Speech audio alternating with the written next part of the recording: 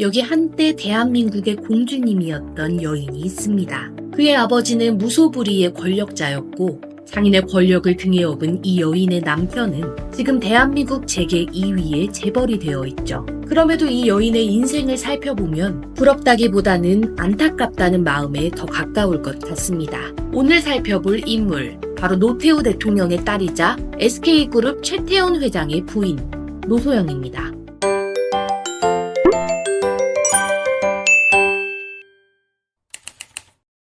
노소영은 1961년 3월 대구에서 태어났습니다. 박정희 정권의 5.16 군사정변이 있기 2달도 채 안 남은 시점에서 태어났고 5.16 군사정변의 성공 이후 노태우가 박정희의 총애를 받으며 승승장구하기 시작했으니 노태우에게 첫 딸 노소영은 아버지의 앞길을 열어준 보배 같은 딸이었죠. 이후 노소영은 서울로 상경해 학창시절을 보냈습니다. 수도여자고등학교를 다니던 19살 때 그녀의 아버지 노태우는 전두환과 함께 12.12 반란을 일으켜 군사 쿠데타로 정권을 잡게 됩니다. 이 군사 반란으로 전두환은 대통령이 되었고 노소영의 아버지 노태우는 2인자로 올라서게 되죠. 다만 노태우의 당시 삶이 평탄하지만은 않았던 것이 전두환 정권 초기 무려 7년 동안 전두환의 정치적 견제를 받아야 했습니다. 그래서인지 노소영은 서울대 공과대학 섬유공학과에 입학하여 2학년까지 다니다가 미국으로 유학을 떠납니다. 윌리엄 앤 메리 대학교에서 경제학 학사를, 스탠퍼드 대학교 대학원 교육학 석사를 취득하고 시카고 대학교 대학원에서 경제학 박사과정을 수료했죠. 그리고 귀국하여 서울대학교 대학원에서 석사과정을, 연세대학교 대학원에서 박사과정을 다시 수료했습니다. 그리고 1988년 2월 그녀의 아버지 노태우는 드디어 제13대 대통령 자리에 오르면서 명실상부한 대한민국의 최고 권력자가 되었습니다. 대통령의 권력이 가장 센 타이밍은 언제일까요? 바로 대통령 자리에 오르자마자입니다. 노태우 대통령의 권력이 가장 강했던 집권 1년 차인 1988년 9월, 노소영은 청와대 영빈관에서 선경그룹 재벌가의 최태원과 결혼을 합니다. 사실 이 당시까지만 해도 선경그룹은 국내에서 손에 꼽히는 재벌가까지는 아니었습니다. 게다가 최태원은 선경그룹 창업주인 최종건 회장의 조카로 당시까지 그가 후계자가 될 것이라고 생각하는 사람은 아무도 없었죠. 선경그룹은 최태원 노소영의 결혼 이후 노태우 대통령 집권 기간에 엄청난 성장을 이루었고 지금은 국내에서 손에 꼽히는 재벌가인 SK그룹이 되었습니다. 그리고 최태원이 SK그룹의 회장이 되는데 노태우 대통령 딸과의 결혼이 아무런 영향을 미치지 않았다고 하면 그것은 거짓말일 겁니다. 노태우 대통령은 1993년 대통령 자리에서 물러났지만 그의 집권 기간 내 엄청난 성장을 이룩한 SK그룹은 1998년 38살의 어린 나이였던 최태원에게 경영권을 승계합니다. 그 사이 노소영은 1989년 장녀 최윤정을, 1991년 차녀 최민정을, 1995년 장남 최인근을 낳았죠. 그리고 1997년에는 최종현 SK그룹 회장의 부인이었던 박계희 여사가 운영하던 워커힐 미술관을 물려받았습니다. 워커힐 미술관은 2000년 아트센터 나비로 이름이 변경되었고 현재까지도 노소영이 운영하고 있죠. 2009년에는 유방암으로 투병하면서 절제술을 받고 림프절 전이 판정까지 받으면서 힘든 기간을 견디기도 했습니다.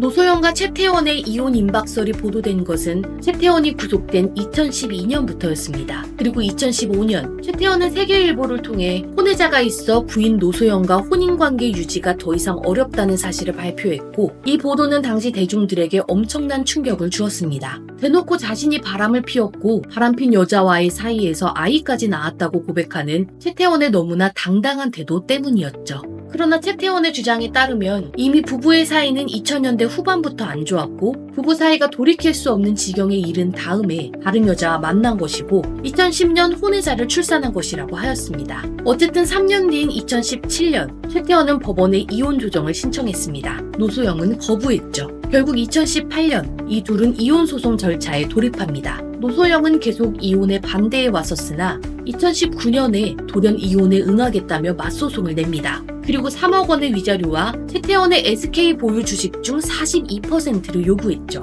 최태원은 SK의 전체 주식 중 17.5%를 보유하고 있습니다. 그러니 이 중 42%면 650만 주 정도가 되는데 시가로 따지면 1조 3천억 원 규모였습니다. 그리고 SK 주식회사는 SK그룹의 지주회사이기 때문에 만약 노소영이 요구한 주식을 모두 주게 된다면 SK그룹의 지배구조에도 영향을 줄 수 있는 상황이 되어버리고 말았죠. 최태원은 자신의 재산에 부인 노소영이 기여한 바가 일체 없다며 반박했습니다. 사실 노소영은 그동안 SK그룹의 경영에는 일체 참여하지 않았기 때문에 최태원의 말에 틀린 바가 없었습니다. 그런데 여기서 노소영은 비장의 카드를 꺼내듭니다. 바로 최태원과의 결혼 후에 당시 대통령이었던 자신의 아버지가 SK그룹의 재산 증식에 영향을 미쳤다고 주장한 것이죠. 법정에서 아버지의 특혜 비리와 정경유착을 인정하면서까지 SK그룹의 경영 지분을 가져오기로 결정한 것입니다. 그러나 그녀의 주장을 뒷받침해줄 증거가 없었습니다. 박근혜 정부 시절 청와대 이병기 비서실장이 노태우 대통령과의 만남 이후 남겼던 메모가 발견되었는데 그 메모에는 당시 최태원이 노소영에게 생활비를 주지 않는다는 내용이 있었고 또 2019년에는 최태원이 내연녀 김희영과 함께 공식 석상에 참석하기도 했습니다. 사람들은 어떻게 저런 못된 남편이 있냐고 노소영을 불쌍해했지만 도덕과 법의 잣대는 엄연히 다르기 때문에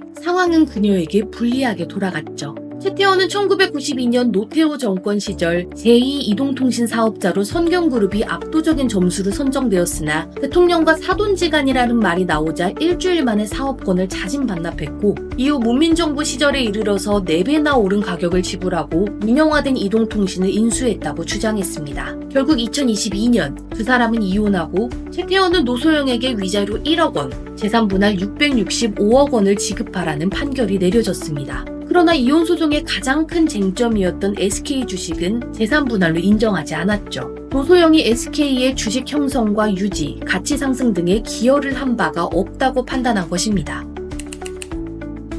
노소영은 위자료를 기존 3억에서 30억 원으로, 재산 분할을 기존 SK 주식 42%에서 현금 2조 원으로 변경해서 항소심을 제기했습니다. 그리고 그녀의 세 자녀는 모두 법원에 탄원서를 제출했는데 아버지인 최태원이 자식들에게 자신의 잘못을 인정하지 않고 합리화하는 위선적인 모습을 보였으며 진실되지 않은 언행과 자식의 신뢰를 이용하는 모습을 보이고 있다며 자식들은 모두 어머니인 노소영을 지지한다는 내용이었다고 합니다. 사실 최태원이 혼외자까지 있는 상황이기 때문에 노소영과 그녀의 자식들은 후계 구도에 대한 위기를 감지한 것이 아닐까 싶습니다. 혼외자가 없었다면 사실 누가 재산을 더 가지고 가든 결국 자식들이 물려받을 것이기에 상관이 없지만 혼외자가 후계자가 될 수도 있는 상황이면 얘기가 달라질 수밖에 없겠죠. 그렇기에 노소영이 자기 아버지의 비리를 들춰내면서까지 SK그룹의 주식을 가져오려고 하는 것으로 해석됩니다. 만약 최태원이 내연녀 김희영과 결혼하게 된다면 최태원 사망 이후 그의 주식 중 부인인 김희영은 27%, 노소영의 세 자녀와 김희영의 혼외자는 각각 18%씩 상속을 받게 됩니다. 그렇게 되면 김희영과 혼외자의 주식은 합쳐서 45%, 노소영 세 자녀의 주식은 합쳐서 54%가 되죠.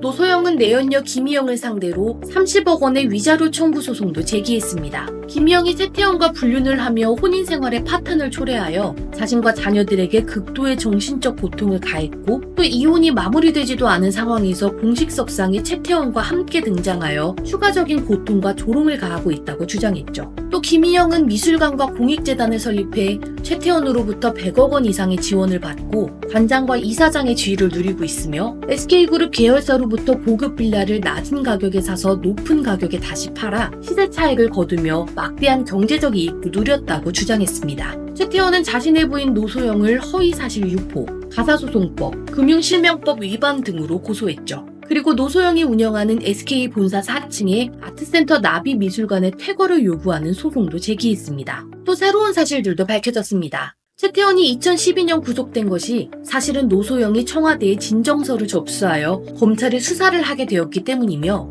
수감 중인 최태원의 사면 반대 편지를 노소영이 당시 박근혜 대통령에게 보냈었다는 사실이었습니다. 당시 노소영은 최태원을 사면해서는 안 되는 이유를 7장의 손편지로 빼곡하게 적어 박근혜 대통령에게 전달했었다고 합니다. 한편 노소영은 1심에서는 밝히지 않았던 반격을 위한 회심의 일격을 터뜨립니다. 1991년 선경그룹이 태평양증권을 인수할 때 당시 최종현 회장이 노태우 대통령에게 거액의 자금을 빌렸으며 그 증거로 총 300억 원의 약속어음을 제공했다고 주장한 것인데요. 그리고 노소영의 어머니가 보관하고 있었던 그 어음 사본을 증거로 제출했죠. 최태원은 태평양증권을 인수한 자금은 노태우 대통령에게서 받은 게 아닌 계열사 자금이라고 주장했지만 그 증거를 제출하지 못했습니다. 결국 2024년 5월 재판부는 최태원이 노소영에게 위자료 20억 원과 재산분할로 1조 3,800억 원을 지급하려는 판결을 내립니다. SK그룹을 비롯한 최태원의 모든 재산이 노소영과의 공동재산에 포함된다고 판단한 것이죠. 노소영은 이 판결에 대해 혼인 순결과 일부 일처주의 헌법적 가치를 깊게 고민한 훌륭한 판결이라고 말했습니다. 반면 최태원은 지나치게 편파적인 판결이라며 2024년 6월 기자회견을 통해 상고하겠다는 의견을 밝혔습니다. 이렇게 이 부부의 이혼 소송은 대법원까지 가게 되었습니다. 그 사이 둘째 딸 최민정 양은 결혼식을 올렸죠. 이날 최태원과 노소영은 법정 공방 이후 처음으로 함께 혼주석에 앉았으나 신부 입장은 아버지 없이 최민정 양 혼자 하였다고 합니다. 그리고 이혼 소송에서 드러난 노태우 대통령 비자금 의혹도 날이 갈수록 커지고 있습니다. 정치권에서는 노태우 일가가 비자금 은닉을 위해 부동산 투자 참여회사를 활용하고 있다며 불법 비자금에 대해 수사해야 한다고 목소리를 높이고 있죠. 노소영과 최태원은 1조 원을 걸고 3기의 이혼 소송을 하고 있지만 결과와 상관없이 둘 다 엄청난 사회적 비판을 받는 처지가 되었고 누가 이기든 결국 둘 다 상처뿐인 결말에 도달할 것으로 보입니다. 군인의 딸로 태어나 대통령의 딸이 되어 최상류층의 유년 시절을 보냈던 인물. 그리고 아버지의 권력으로 자신의 남편을 SK그룹의 후계자로 만들고 또 SK그룹을 재계 2위의 자리까지 올려놓은 인물. 그러나 아버지의 권력은 끝이 나버렸고 장인의 권력을 등에 업고 송충이에서 나비가 된 남편은 다른 꽃을 향해 날아가 버렸죠. 과연 그녀가 남편의 재산을 얼만큼 가져올 수 있을지 모두가 궁금해하는 3기의 이혼 소송을 하고 있는 인물. 지금까지 노소영의 인생 이야기였습니다.